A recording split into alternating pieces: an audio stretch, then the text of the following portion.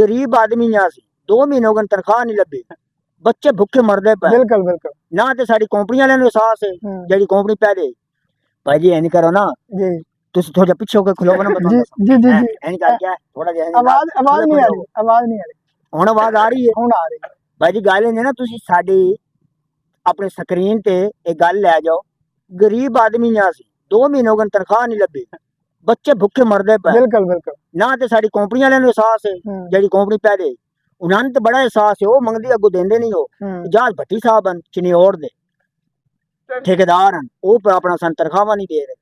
तो मेहरबानी करो अपील करो सन तनख्वाह जल्दी देन चलो ए भी पैगाम पहुंच गया समझो पहुंच गया ये मेहरबानी करना 2 महीने हो गए सर तनख्वाह नहीं लभी सन ए जी अपना है ना अपना के ना उन्हां दा एजाज भट्टी साहब हैं ठेकेदार हैं अच्छा 2 महीने हो गए सन तनख्वाह नहीं लगी चलो क्या झोली गाद के पहने यार ये हो गया हैं कि दो हो गई